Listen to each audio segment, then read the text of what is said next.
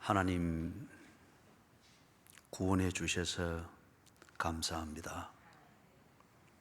이 사실을 의미 있게 깨닫게 해주셔서 감사합니다. 깨달은 그 마음과 감동을 말로 다 표현하지 못하고 우리의 일상으로 다 즐기지 못하여 음악으로 표현하고 시로서 표현합니다. 하나님, 아름다운 시와 아름다운 음악으로 아름다우신 하나님을 찬양하게 하셔서 감사를 드립니다. 주신 말씀 붙들고 나아갑니다. 주님이 우리에게 가르쳐 주신 그 사랑을 배우기를 원합니다. 그리고 사랑을 세워가는 기초가 되는 믿음과 소망을 다시 한번 확인하기를 원합니다. 고장난 가정이 많이 있고 힘든 인생이 많이 있습니다. 포기하지 않게 하시고 스스로 자신을 정죄하고 심판하지 않게 해주시옵소서. 이 믿음과 소망과 사랑을 다시금 발견하여 고장난 가정을 회복하게 해주시고 스스로도 힘들어하는 인생을 시가 있고 음악으로 표현하고 싶은 인생으로 회복시키는 전환점이 되게 해 주시옵소서. 우리가 잘 모릅니다. 사랑을 가르쳐 주신 주님, 이 사랑을 깨달을 수 있도록 이 시간 우리의 지성을 통제해 주시고 우리의 감정을 다스려 주시고 빗나간 우리의 의지를 하나님 아버지 만져주시옵소서. 예수님 이름으로 간절히 기도드리옵나이다. 아멘. 고린도전서 13장에서 말하는 이 사랑을 성경의 맥락에서 교과서적인 정리와 정의는 일전에 한번 구체적으로 했습니다. 그래서 오늘은 그 성경적 사랑, 그 성경적인 사랑, 이게 우리의 일상에서 어떻게 이해되어져야 되고, 그 다음에 지금 이게 우리에게 실제적으로 어떻게 받아들여지고 있는지, 이걸 일상적 얘기들을 좀 돌아보면서 그렇게 정리를 할 수 있기를 바랍니다. 그래서 바라기는 여러분들의 삶이 잘 회복되기를 바랍니다. 누군가가 회복시켜 줄 걸 기다리지 마십시오. 여러분 자신이 해야 됩니다. 여러분 자신이 바른 믿음을 가지고 바른 희망을 가지면은, 그리고 사랑이라고 하는 이 물을 제대로 쭉 부으면은 여러분들의 모든 삶은 회복될 수 있습니다. 믿음을 가지는 것도 내가 가져야 하는 것이고, 소망을 가져야 하는 것도 내가 가져야 하는 것이고, 사랑도 내가 베풀어야 됩니다. 내가 사랑을 하지 않는 이상 아무리 세상이 나를 사랑을 쏟아 부어줘도 그게 사랑인 줄 모릅니다. 그렇기 때문에 여러분이 믿음, 소망, 사랑, 이 세 가지가 언제부턴가 오도되어졌거나 아니면은 이것을 모르고 있기 때문에 여러분의 인생이 그렇게 힘이 들고 여러분이 사는 가정을 비롯해서 환경이 꼭 여러분과 적대 관계에 놓여 있는 것처럼 여겨질 뿐입니다. 이 세 가지를 회복하십시오. 그리고 이것을 고치고 적용을 하도록 하십시오. 그러면은 부활의 아침처럼 모든 것들이 새로워지는 것들을 여러분이 보면서 스스로 놀라게 될 것입니다. 12월 30일 선교부일을 언론하기 위해서 우리 선교부장과 함께 저녁 식사를 했습니다. 하는데 옆좌석 테이블에 어느 한 사무실에서 온 직원들인 것 같아요. 연말이니까 같이 식사들을 조촐하게 하면서 한 해에 의미를 새기고 교제를 하는 거겠죠. 네 분이 왔는데 세 분이 남자고 한 분이 여자였습니다. 그래서 우리나라 식당은 테이블 간의 간격이 좁잖아요, 그죠? 그래서 안 보려고 해도 다 보이고 안 들으려고 해도 다 들리는 거잖아요. 그래서 선교부장 이래 언론을 하는 중에 여러분도 잘 알다시피 우리 교회 선교부장은 말이 없습니다. 본인이 하고 싶으면 한마디 하고, 그죠? 하기 싫으면 막 끝까지 안 하는 줄. 그래서 지겹고 심심해서 옆을 이렇게 보게 됐습니다. 그러다 보니까 아주 재밌게들 식사를 하고 대화도 나누고 하는데 갑자기 제 생각을 딱 멈추었던 거는 거기에 홍일점으로 있는 그 여자 직원이었습니다. 보니 한 30대 중반의 유부녀였어요. 재밌게 술도 따르고 이렇게 하는데 조금 더 관심을 가지고 그래 보니까 주로 술을 따로 주는 분은 그 여자분이었어요. 그리고 술잔을 가지고 받는 분들은 내가 볼 때는 좀 거만하게 보였습니다. 거만하게 보였어요. 그리고 언제나 웃어야 되고, 그리고 말을 건네는 것은 주로 그 여자분이었고, 남자 직원들이 한마디씩 던지는 건 제가 듣기에도 때로는 참 거슬리는 그런 매너와 말투였습니다. 그러면서 잠깐 생각을 해봤어요. 만약에 이 자리에 저분이 저렇게 직장 생활의 연장에서 하고 있는 저 현장을 남편이 보고 있다면 어떻게 생각할까? 제가 지금 그 현장이 불륜이다 어떠다 이 도덕적 의미를 부여하는 게 아닙니다. 직장 생활의 연장입니다. 팩트입니다. 그런데 바로 그 현장을, 나름대로 이유가 있는 그 현장을 남편이 거기에 와서 보게 됐을 때 그 남편은 그 현장을 어떻게 이해하고 어떻게 해석하게 될까? 그리고 어떻게 해석하고 그 의미를 받아들이느냐에 따라서 그 다음 행동은 천국과 지옥으로 달라질 수가 있습니다. 만약에 남편이 거기에 있으면서 아내를 본인이 남편이기 때문에 알고 있는 아내에 대한 팩트, 아내에 대한 진실, 그것에 근거해서 지금 아내가 직장 생활의 연장으로서 하고 있는 그걸 본다고 하면은 그 광경이 남편에게는 그렇게 마음 상할 문제는 아닐 거예요. 내 아내는 이런 사람이다.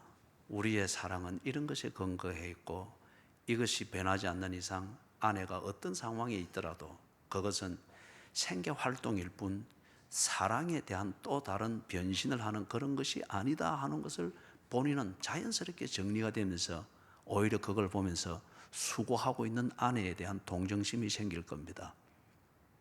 그리고 아내에 대해서 무례를 범하는 그 남자 직원들에 대해서 기회를 엿보아서 한 대 때려주고 봉변당하기 전에 도망갈 그 틈만 노리고 있을 거예요.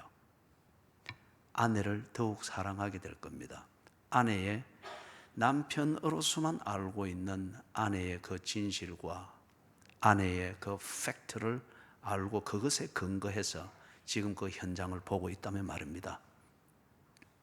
반대로 이 남편이 너무 감정적인 사람이고 어떤 면에서는 좀 옹졸하고 소인배적 기질이 있어서 자신의 감정에 근거해서 지금 그 광경을 목격하고 있다고 하는 것 같으면 결과는 전혀 달라질 것입니다.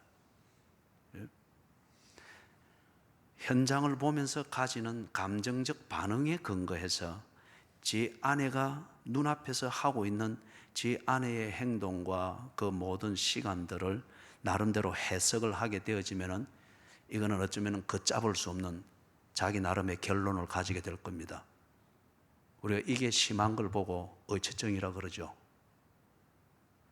감정과 빈약한 정서에 근거해서 눈앞에 펼쳐지고 있는 현장에 대한 의미를 나름대로 해석하게 될 때 사람이 갑자기 짐승으로 돌변되든지 강도로 돌변되든지 살인범으로 돌변되든지 아주 옹졸한 사람을 깔짝깔짝 깔아서 점차 죽도록 만드는 그 잔인한 그러한 어처증 환자가 되어지는 걸 볼 수 있습니다. 그래서 이 남편이 만약에 그 감정에 근거해서 아내의 살아가는 삶의 현장을 그렇게 해석하고 그런다고 하면은 이는 분명히 지옥이 만들어질 것이다. 사랑하는 여러분, 믿음은 사실에 근거해야 합니다. 믿음은 진실에 근거해야 합니다. 많은 인생의 문제와 내 자신의 문제가 자꾸 뒤엉키고 설상가상이 되는 것은 사람들이 자기도 모르는 사이에 자신의 감정을 너무 존중하고 감정을 믿음의 근거로 삼기 때문에 그렇습니다. 그러나 믿음은 사실에 근거해야 하고요, 믿음은 진실에 근거해야 합니다. 그럴 때에 감정을 다스릴 수가 있습니다. 누가 성숙한 사람인가? 감정을 다스릴 줄 알고 다스린 감정을 즐길 줄 아는 사람이 성숙한 사람입니다. 그리고 희망 또는 소망은 바로 이 믿음에 근거해야 합니다. 믿음에 근거하지 못한 희망이나 소망은 자기 자신을 속이는 겁니다. 속이되 좀 폼 잡게 속이는 것은 꼭 자기 자신에게 마약 주사를 놓는 것 같고 진통제를 한 움큼 움켜먹는 것 같습니다.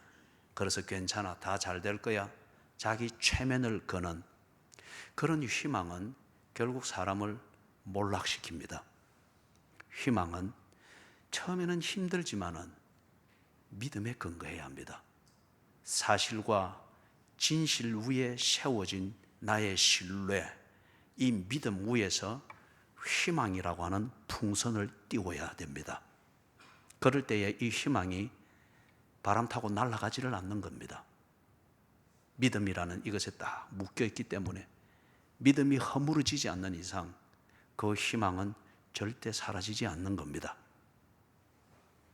그리고 이 모든 것을 지켜볼 수 있는 것, 큰 그림, 믿음이 세워진 그 사실과 진리, 그리고 이것에 세워져서 둥실둥실 떠있는 희망이라는 이 풍선, 이 전체 그림을 볼 수 있는 눈을 가진 게 사랑입니다.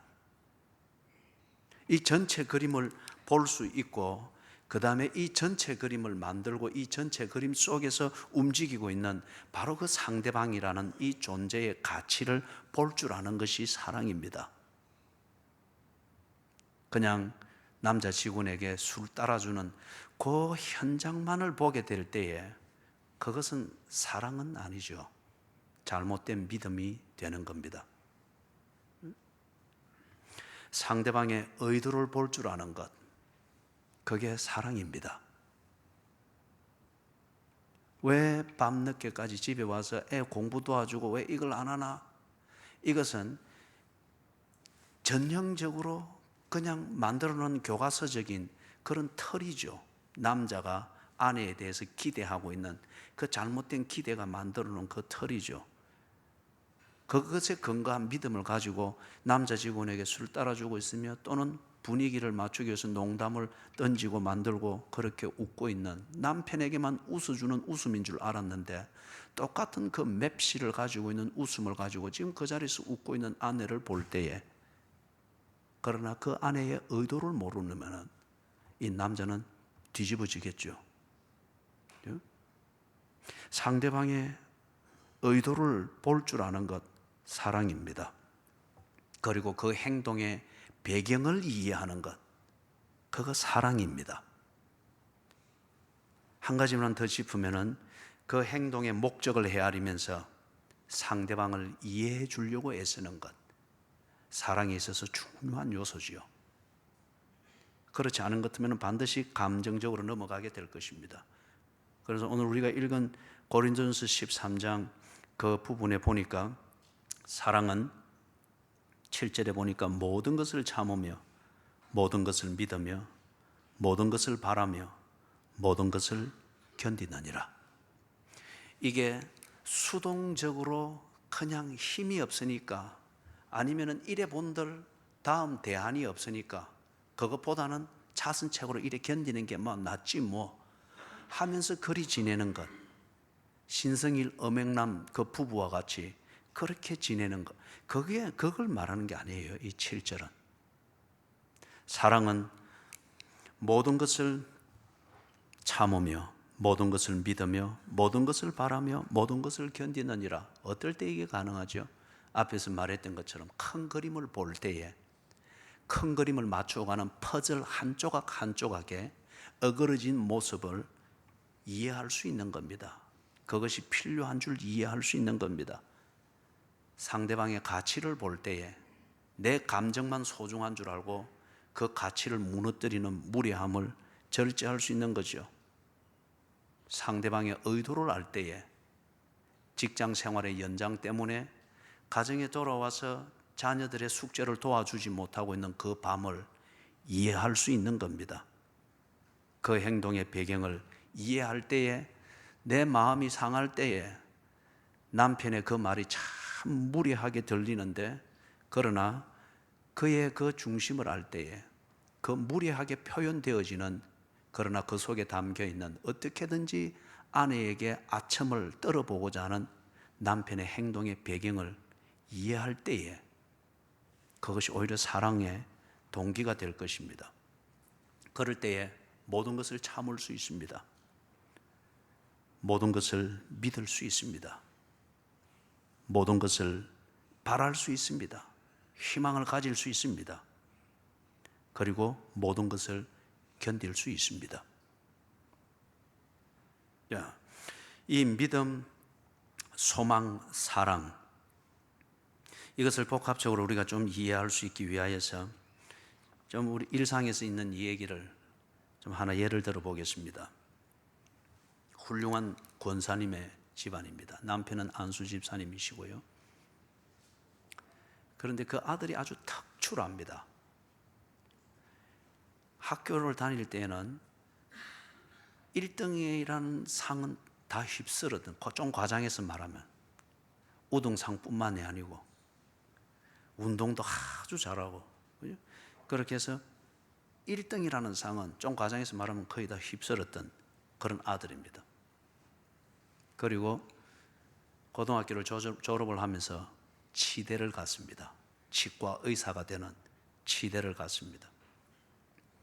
그런데 치대를 가는데 부모님이 있고 가정에서 그동안 자라왔던 집에서 학교를 다닐 수 있는 그런 조건이 못 됐습니다. 비행기를 타고 약 한 1시간 반 정도로 가야 되는 거기에서 치대를 다니면서 대학 생활을 해야 했습니다. 그런데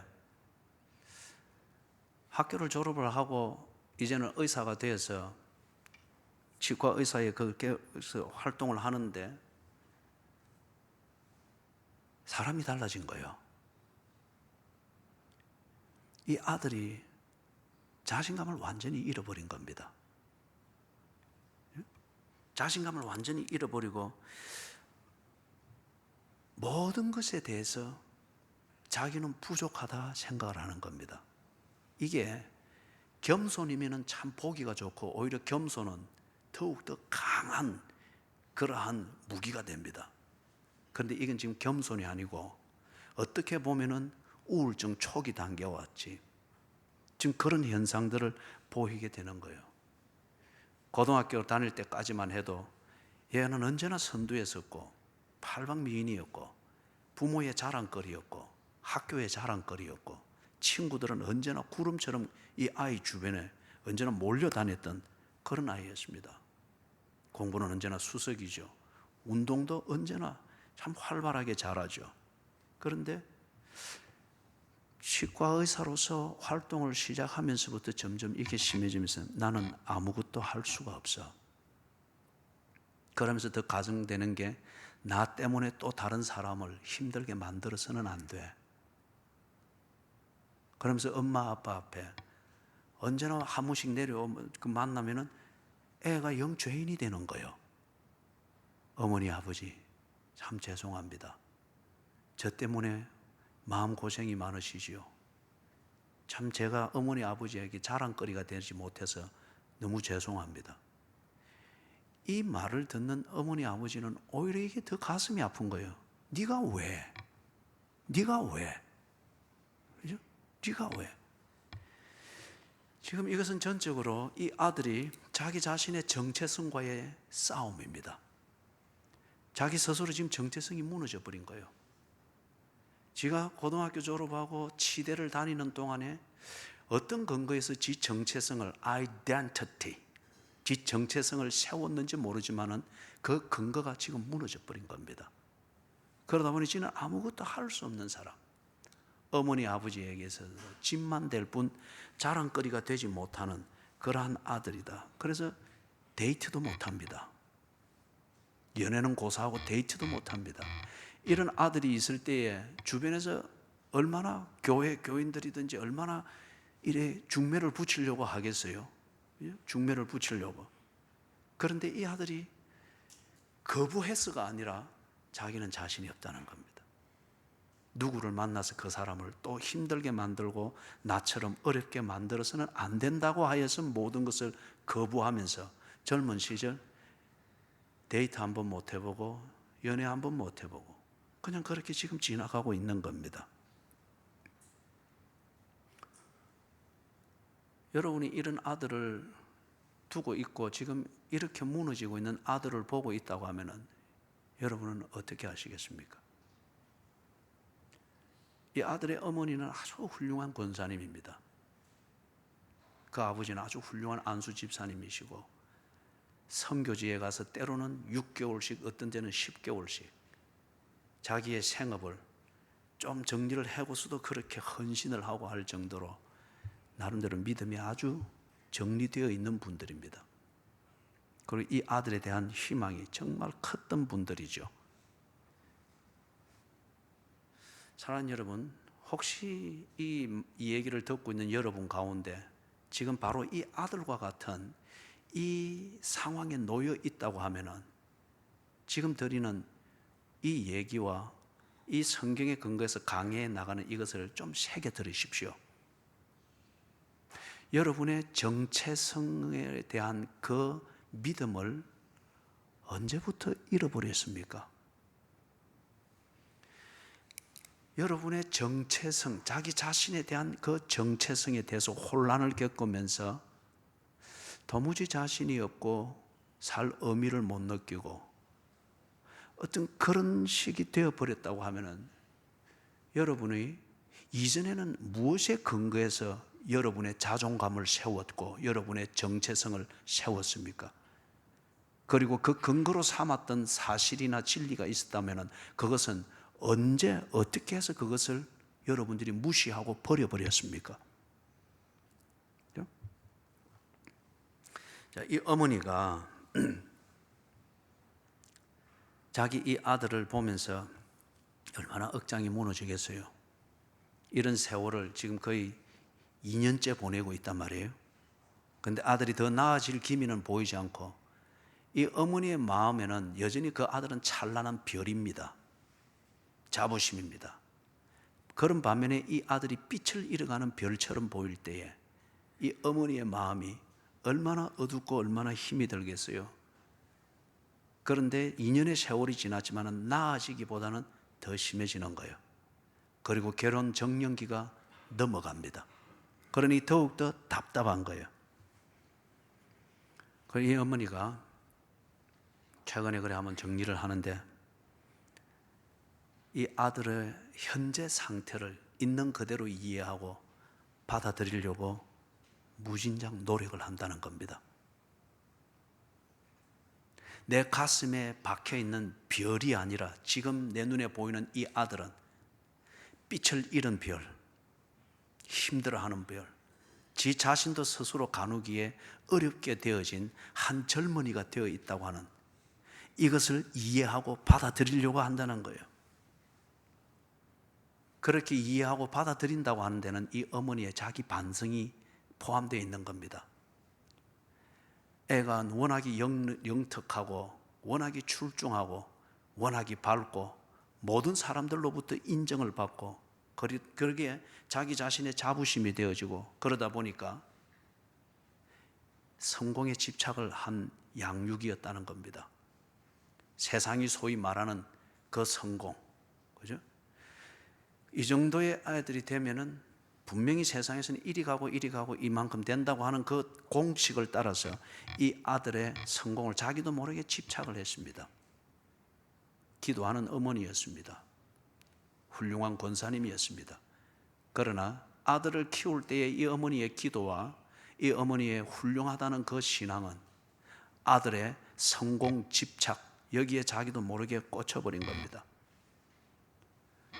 그러면서 치대를 다닌다고 하는 이것 때문에 비행기로 1시간 반 정도 되는 거리에서 공부를 할지라도 그걸 그냥 당연하게 받아들였습니다. 당연하게 받아들이는 것. 치과 의사가 되기 위해서는 그것은 좋은 일이고 당연히 그렇게 가치를 평가해서 했는데, 문제는 이 아들이 혼자 있을 줄을 몰랐던 겁니다. 언제나 사람에게 휩싸여 다니고 칭찬과 인정이라는 피드백을 통해서 자기가 생활하고 있는 것과 살아있다고 하는 것을 확인하던 게 몸에 배어 있었습니다. 그런데 대학을 가면서 혼자 있게 됩니다. 그리고 의대 공부가, 치대 공부가 그리 만만한 건 아니잖아요. 책과 자기 사이, 그것에만 집중이 되어지면서 자기에게 늘 맴돌고 있던 칭찬과 찬사와 인기와 사람들의 문안과 교제가 갑자기 다 끊어져 버린 겁니다. 혼자 있는 게 훈련이 되어 있지를 않습니다. 그러다 보니까 내가 누구지? 정체성의 혼동이 일어나기를 시작했습니다. 어머니가 이걸 분석을 하고 이해를 하면서 그게 일면 자기 자신의 잘못이었다 받아들입니다. 그리고 그 결과로 아들이 그렇게 된 것을 이해를 하고 받아들이려고 합니다. 그런데 이 어머니의 저변에 버리지 아니한 게 있습니다. 이 현실은 받아들이되 아들의 본 모습을 믿고 신뢰하는 것은 절대 포기하지 않습니다. 왜냐하면 아들의 이 모습을 보면서 어머니가 무너지는 어머니 특유의 감정과 정서를 가지고 이 아들을 다시금 정리를 하는 것이 아니라 이 아들을 품속에서부터 고등학교 졸업해서 대학 갈 때까지 정상적인 상황에서 보여주었던 이 아들의 모습, 그게 이 아들의 팩트이고 이 아들의 진리라는 거예요. 가정에서 아들이 보여주던 모습, 정상적인 대화, 정상적인 일상에서 아들이 보여주던 모습, 정상적인 환경과 기회가 주어졌을 때에 아들이 지 실력을 발휘하고 그것을 즐기던 아들의 그 모습, 그게 아들의 본 모습이라는 거예요. 어머니는 이것을 믿는 겁니다. 이게 팩트고 이게 진리라고 하는 것을 믿습니다. 아들의 이 본 모습을 믿고 반면에 그것과 전혀 다른 현실이 눈앞에서 펼쳐지고 있는 것을 이해하면서 받아들이려고 하니 이게 어미의 가슴에 대못을 박는 게 되는 겁니다. 그러나 이것을 믿고 견디는 겁니다. 그래서 지금 어떻게 하고 있습니까? 물어보았을 때에 현대 아들을 어떻게든지 가치 있는 시간을 만들어 보려고 하고 아들에게 위로가 될 수 있는 것, 그게 그냥 겉으로 좋다 잘해 하는 이것보다 진심으로 위로해 주려고 하는 이것을 위해서 무진 애를 쓴다는 거예요. 그런데 그 뒤에 붙이는 말이 너무 아프다는 거예요. 예? 내 아들의 본 모습은 이랬는데 지금 이렇게 되어 있는 아들을 위해서 한편 받아들이고 다른 한편 지 본 모습으로 회복될 수 있도록 견디고 위로하고 이리 한다는 이 세월이, 그렇게 2년이 지나가는 게, 견디는 게 너무 아프다는 거예요. 그러나 아프지만은 견뎌야 하는 것임을 제가 압니다. 그러더라고요. 이 아픔을 견딤에 있어서 이 어머니의 그것을 견디도록 만드는 그 힘이 뭘까요? 아들에 대한 믿음입니다. 아들의 본 모습은 이런 사람이라고 하는, 아들을 정상적인 과정에서 고등학교 때까지 품에 품고 키우는 과정에서 본 아들의 본 모습, 그게 아들의 본 모습이라고 하는 것을 이 어머니는 믿고 있습니다. 그 사실과 진리의 근거에서 믿고 있기 때문에 지금 현재 눈앞에 보이는 아들의 모습이 그렇더라도 낭망하거나 포기하지 않습니다. 이거는 아들을 들어 낭망하지 마라, 포기하지 마라 이 말이 아니고 어머니 자신을 관리하는 겁니다. 아들에 대해서 어머니가 낭망하거나 포기하지 않도록, 내 아들은 이런 모습이 아니야, 내 아들은 이런 사람이야. 정상적인 과정에서 아들을 약 20년 동안 키우면서 똑똑히 보았던 아들의 본 모습에 대한 팩트, 그리고 아들이 정상적인 상황에서 보여주던 그 진실, 그것을 어머니는 믿는 겁니다. 이게 아들의 본 모습이다. 그래서 그것과 다르게 나타나는 이 현실을 두고서 어머니가 낭망하거나 포기하지 않고 자기를 관리합니다. 그러면서 기다립니다. 이 시간들이 지나면은 아들은 원래의 모습으로 돌아올 거예요. 기다립니다. 그게 뭐죠? 어머니가 자식에게 대해서 가지는 희망입니다. 그 희망은 아들을 믿는 그 믿음 위에 근거했고, 그 어머니가 아들을 믿는 믿음은 아들의 본 모습, 누구도 모르는 어머니가 구체적으로 알고 있는 아들에 대한 그 팩트와 진실의 근거에서 믿음을 가지고 있습니다. 그렇기 때문에 아픈 사랑을 하고 있는 겁니다. 아픈 사랑을 하고 있는 겁니다. 아들의 이 전체 그림을 어머니는 보고 있기 때문에 지금은 아프지만은 그 아픔을 감내하면서 아들의 가치를 찾아주려고 하고, 아들의 의미를 찾아주려고 하고, 아들이 그렇게 자신 없어서 아가씨 한 명 만나는 것조차도 두려워하고 있는, 그렇게 어떻게 겉으로 볼 때는 옹졸해져 버린 이 아들의 행동의 배경을 어머니는 이해하려고 합니다. 속 터지는 대로 감정을 폭발하지 아니하고 그 배경을 이해하니 아들이 제 모습을 찾을 수 있는 그게 무언가를 생각하면서 배려하고 뭔가 아픈 사랑을 하고 있습니다. 이게 사랑이죠. 그렇기 때문에 어머니가 하는 그 아픈 사랑이 아들에 대한 믿음과 아들에 대한 소망을 유효하게 만듭니다. 그 소망을 이룰 수 있도록 만들고 그 믿음이 진실이고 옳았다고 하는 것을 증명할 수 있는 것은 아들에 대한 어머니의 이 사랑입니다. 믿음, 소망, 사랑, 이 세 가지는 항상 있을 것인데 그 중에 제일은 사랑이라. 이 말이 무슨 말입니까, 여러분? 믿음은 사실과 진리에 근거하기 때문에 믿음만을 가지고 하면은 이거는 어떤 방패도 뚫을 수 있는 창은 될 수 있을지 모르지만은 온전한 인생이라고 하는 회복을 만들고 온전한 인생을 만드는데 도움이 되는 따뜻한 배경은 제공하지를 못합니다. 희망이 풍선과 같아서 난관에 부닥칠 때에도 믿음에 선 그 희망의 풍선을 잡으면 내가 길이 안 보일 때에도 이 희망이라는 풍선이 우리를 뻗뜩 들어서 다음 길로 옮겨 놓습니다. 그렇기 때문에 희망이 있는 사람은 절대 망하지 않습니다. 죽음의 수용소라는 이 수기와 같은 그 책을 쓴 빅터 프랭클린이라는 정신신경과 의사가 아우슈비츠 수용소에서 살아남은 유대인이죠. 이 사람이 그 죽음의 수용소에서 있었던 그것을 회상하면서 수기와 같은 것을 쓰면서 그 머릿말에 글이 써놓은 겁니다. 살아야 될 이유가 있는 사람은, 살아야 될 이유를 가지고 있는 사람은 어떤 상황에서도 살아남는다. 저는 그때 그 이유를 희망으로 바꾸어 봅니다. 믿음의 근간, 올바른 믿음의 근간, 희망을 가지고 있는 사람은 길이 없는 곳에서도 길을 찾아냅니다.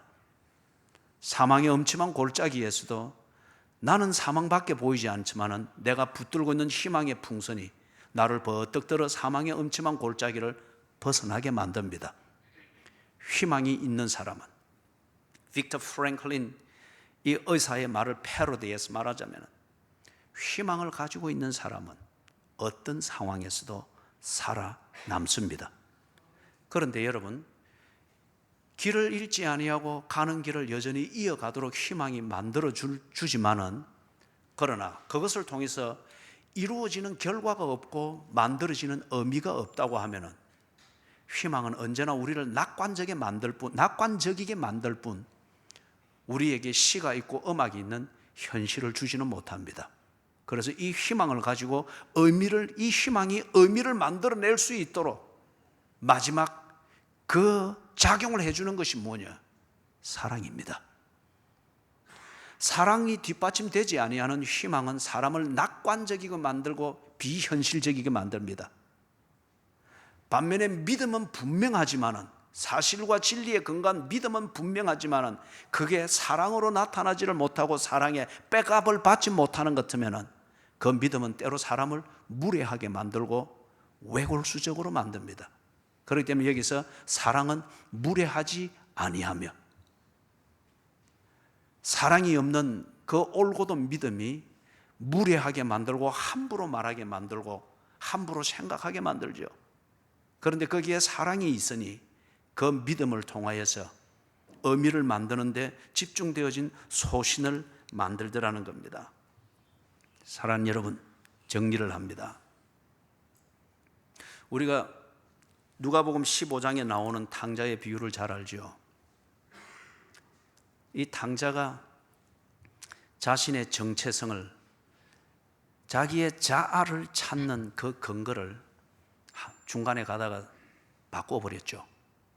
아버지와 아들의 관계라고 하는 이 사실에 근거하지 아니하고 세속의 그 즐겁게 보이는 세속의 문화, 이것에 대해서 느끼는 자기의 감정에 근거해서 자기의 정체성을 세웠습니다. 그러고 나니까 당장 다가오는 게 아버지가 귀찮은 존재였습니다. 그리고 관계라고 하는 이것은 자기 자신의 자유를 제한하는 그런 요소에 지나지 아니했습니다. 그래서 독립을 선언했죠. 아버지에게 재산 반을 요구를 하면서 독립을 했습니다. 그렇게 재미있게 살았습니다. 그런데 세속의 문화와 자기의 감정을 즐기는, 이게 내 자신이고 내 자아고 행복이라 여기면서 그렇게 지나간 결과 재밌는 것 같았는데 마지막에 정착한 곳은 어디죠? 돼지우리였습니다. 돼지우리와 함께 그 쥐염 열매를 누가 많이 먹을 것인가? 돼지는 꿀꿀대면서, 그리고 쥐는 몸부림을 치면서 싸우다 보니 떡 자기 자신이 다시 보인 겁니다. 내가 돼지가 아닌데, 내가 이런 사람이 아닌데 내가 왜 이렇게 됐지? 생각해 보니 자기 자신의 정체성을 잃어버린 겁니다. 내 정체성, 내 자아, 내 존재는 무엇에 근거하는가? 다시 정신 차리고 돌아보니 이전에 자기가 타락의 길을 걷기 전에 가지고 있던 그게 생각이 났습니다. 내게는 아버지가 있지. 그리고 아버지가 기다리는 집이 내게는 있고 가정이 있지. 자신의 정체성의 근거를, 움직이지 않는 그 사실과 진리를 다시금 기억하게 되었습니다. 아버지와의 관계, 가족과의 관계, 나는 사랑하지 아니했으나 여전히 나를 사랑하고 있는 가족이라는 이 관계, 그것을 생각하면서 벌떡 일어났습니다. 지 정체성을 다시금 회복하고 나니 더 이상 돼지우리에 있을 사람이 아니고 여기는 내가 있을 자리가 아니라고 하는 것이 당연히 정리가 되었습니다. 그리고 돼지우리 밖으로 나와서 자기의 정체성에 맞는 곳으로 돌아갔습니다. 아버지가 있는 집으로 돌아갔고 아들로서 회복이 되어지는 것을 누가복음 15장에서 우리가 읽고 있습니다. 사랑하는 여러분, 믿음은 사실에 근거합니다. 그리고 믿음은 진리에 근거합니다. 제 자녀들이 20대를 시작할 때에 주었던 그 말이었습니다. 네게 혼돈이 많이 일어날 것이다. 새로운 세계를 다양하게 경험하니까 네가 원래 가지고 있던 가치관과 그 가치관의 근거가 되는 것이 정신없이 흔들릴 거다. 그때에 기본으로 돌아가서 네 자신을 잃지 않도록 꼭 이 근거에서 네 자신을 생각해라. 첫째는 너를 키운 부모들이 너를 키우기 위해서 최선을 다했다.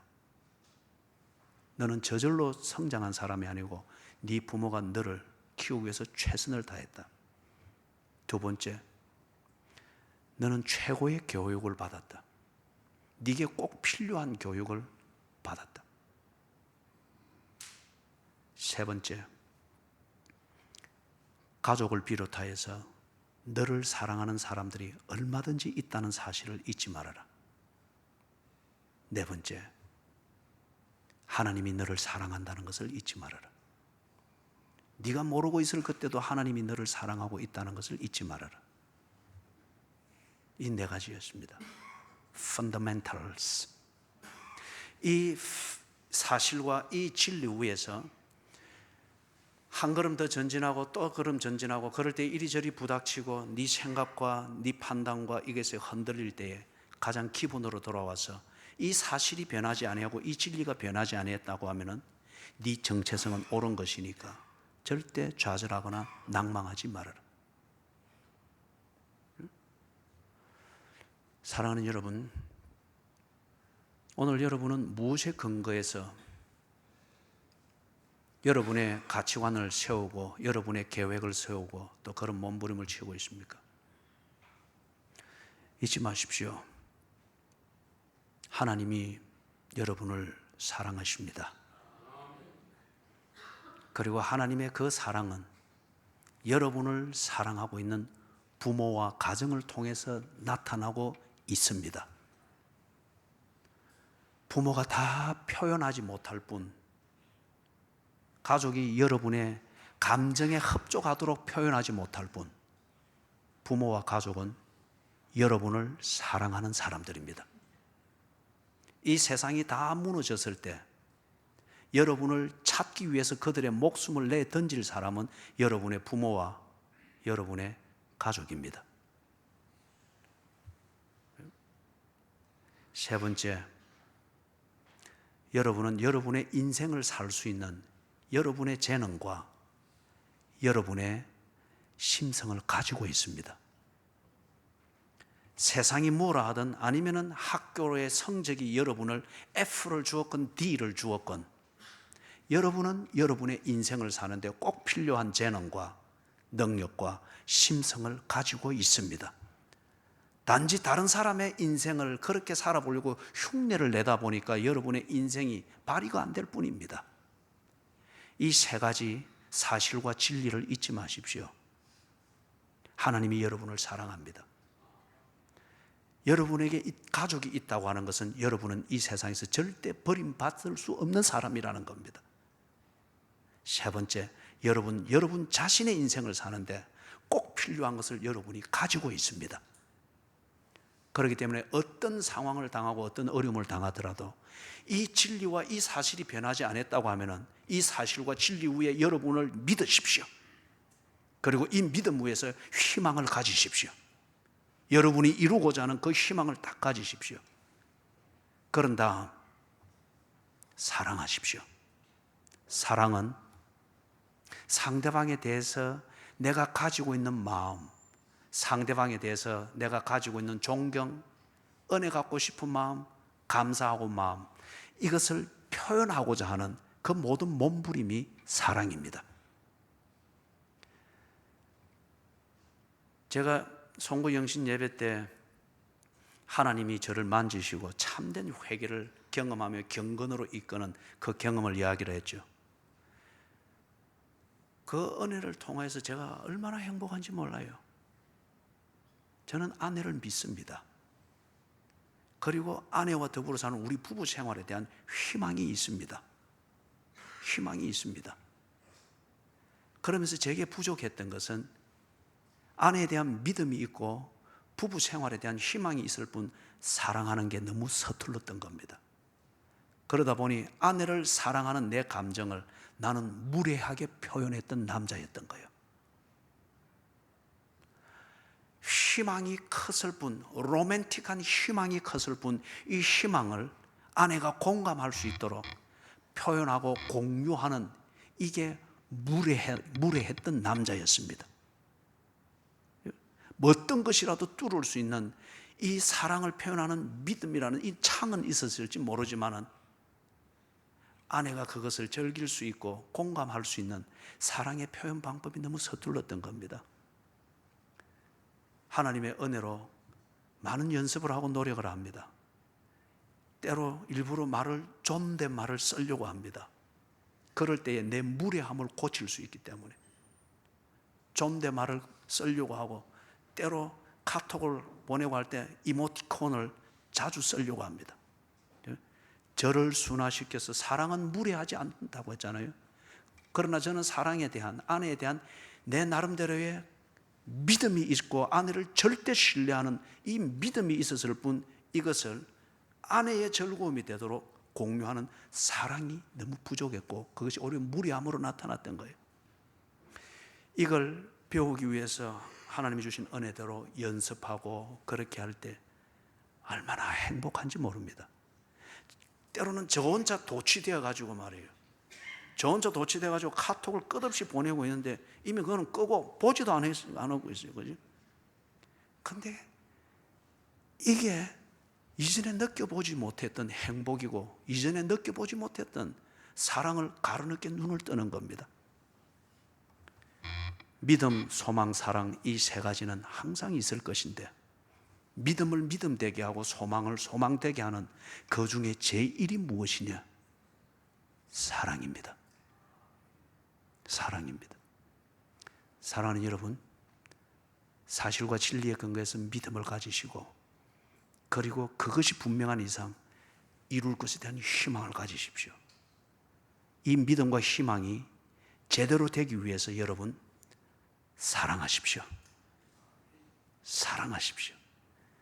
사람을 신뢰하고, 아내를 신뢰하고, 자녀를 신뢰하고, 부모를 신뢰하고, 부모를 효도하고 싶은 희망이 있고, 아내를 기쁘게 해주고자 하는 희망이 있다고 하면 이제 그것을 표현하십시오.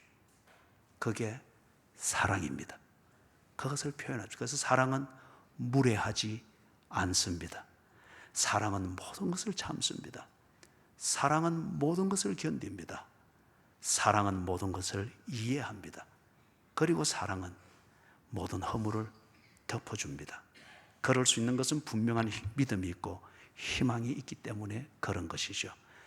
올해 여러분들의 믿음과 소망, 이것 때문에 웃게 만들고 하나님 앞에 감사하며 여러분의 삶의 현장에서 아름다운 시와 음악이 넘치게 될 것은 사랑을 실천하는 여부에 달려있을 것입니다. 사랑이 제일입니다. 하나님 아버지, 은혜를 감사합니다. 참 무례하고 옹졸하고 소인배적이고 내가 가지고 있는 믿음이 옳은 것만 알았지, 하나님 이 믿음을 나눌 줄 모르고 의미로 만들 줄 몰랐던 어리석고 옹졸하고 자아 중심적인 우리를 길이 참으시는 하나님의 사랑으로 가르쳐 주시고 몸에 익히게 하시고 배우게 하시니 감사를 드립니다. 하나님이 가르쳐 주신 대로 이제 우리의 믿음과 희망을 우리의 즐거움이 되고 노래가 될 수 있도록 사랑을 실천하게 해 주시옵소서. 표현하게 해 주시옵소서. 상대방을 믿고 있는 그 믿음을 표현하게 해 주시고, 배우자를 위해서 가지고 있는 그 희망을 서로 공유하고 즐거움이 되도록 하기 위하여 그것을 표현할 수 있는 사랑의 사람들이 되게 해 주시옵소서. 그래서 올해는 믿음의 창이 있고 희망의 풍선이 있으되, 하나님 이것을 즐기는 노래가 없고 시가 없는 그 가정들, 그 인생에 사랑의 은사를 허락해 주셔서 그 믿음 때문에 크게 웃게 하시고 그 희망 때문에 노래가 넘쳐나는 인생, 그런 가정으로 회복이 되게 해 주시옵소서. 예수님의 이름으로 간절히 기도드리옵나이다. 아멘.